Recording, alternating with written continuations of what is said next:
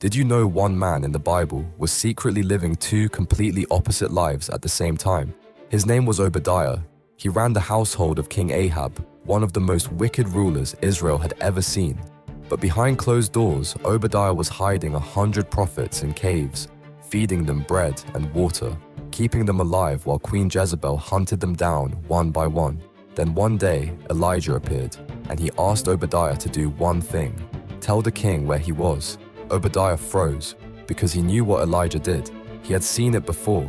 A man announces the prophet, the king arrives, the prophet is gone, and the messenger dies.